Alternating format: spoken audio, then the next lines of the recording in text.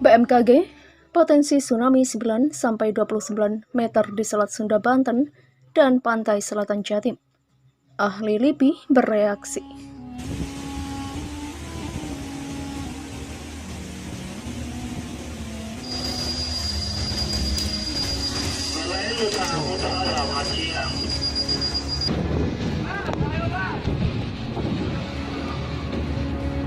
Yang perlu kami sampaikan untuk dipahami oleh masyarakat bahwa dari pelajaran bencana yang ada di Lombok, Palu, dan terakhir ini di Selat Sunda, kita nampaknya harus merombak mindset kita bahwa bencana itu dianggap terjadi satu event, ya ada satu bencana saja.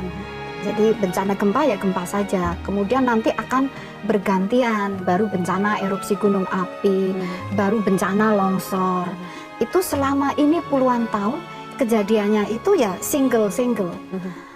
Namun dari 3 bencana terakhir ini fenomenanya telah berubah. Jadi kita harus waspada, merubah mindset bahwa ternyata gempa bumi itu bisa bersamaan tidak hanya dengan tsunami, tetapi bisa juga dengan longsor bawah laut, bisa juga dengan likuifaksi. Sehingga kewaspadaan yang kami sampaikan agar masyarakat mewaspadai, tidak beradab, artinya hati-hatilah kalau akan menyeberang, akan berlayar ada di pantai, di zona pantai dan pesisir.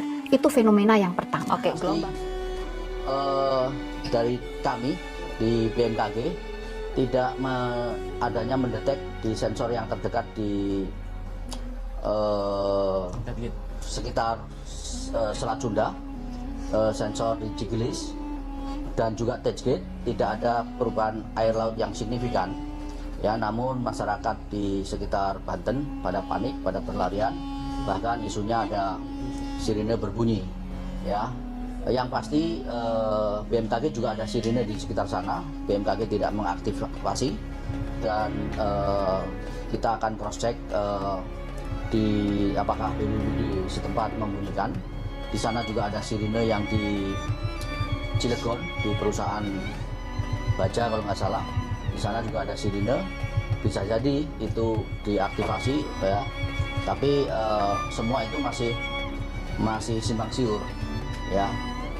Yang pasti dari kami BMKG tidak melihat, mencatat adanya suatu hal yang serius, signifikan, sehingga adanya tsunami susulan tadi. Nah, ini saya hanya khawatir bahwa situasi ini dimanfaatkan oleh masyarakat, maksud saya orang yang tidak bertanggung jawab, untuk memancing situasi yang menambah panik.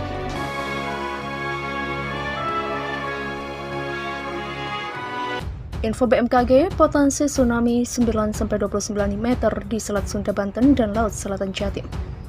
Badan Meteorologi, Klimatologi, dan Geofisika atau BMKG melaporkan potensi tsunami pada Rabu 1 Desember 2021 kemarin. Sebelumnya juga beberapa waktu lalu BMKG juga melaporkan data yang sama, yakni potensi tsunami di wilayah Jawa Timur atau Jatim. Masyarakat Indonesia pun diimbau waspada terhadap potensi munculnya tsunami. Untuk potensi tsunami di wilayah Banten, BMKG menyebutkan bisa saja terjadi di akhir Desember 2021.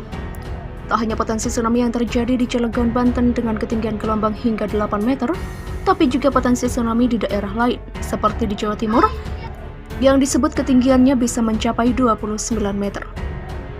Terkait potensi tsunami di Cilegon, Banten, Kepala BMKG Dwi Korita Karnawati bukan sedang menakut-nakuti masyarakat yang hendak merayakan libur Natal dan Tahun Baru dengan berlibur ke pantai.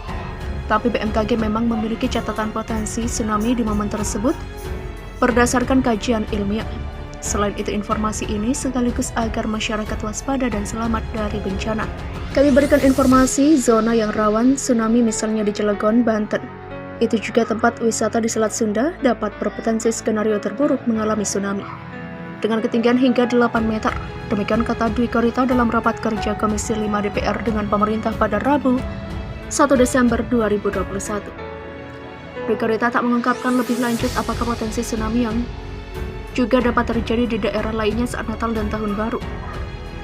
Sebelumnya, kajian tim ahli Badan Meteorologi, Klimatologi, dan Geofisika atau BMKG menyebutkan ada potensi terburuk bencana tsunami setinggi 26-29 meter di perairan Laut Selatan, Jawa Timur. Hasil kajian itu disampaikan dalam webinar kajian mitigasi gempa bumi dan tsunami di Jawa Timur pada Jumat 28 Mei 2021. Kajian potensi tsunami 29 meter ini mendapat tanggapan dari ahli gempa bumi LIPI, Dani Hilman Natawijaya. Menurut Dani Hilman Natawijaya, hasil kajian BMKG belum valid secara ilmiah sebelum ada publikasi resmi.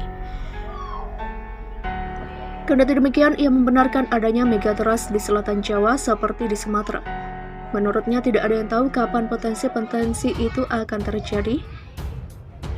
Ia menuturkan serangkaian gempa yang terjadi di beberapa daerah di Jawa Timur tidak berhubungan dengan megatrust itu. Dani justru lebih mengkhawatirkan potensi gempa di Barat Pada. Terlepas dari itu, Dani mengingatkan agar masyarakat tidak khawatir mengenai waktu terjadinya gempa dan tsunami itu.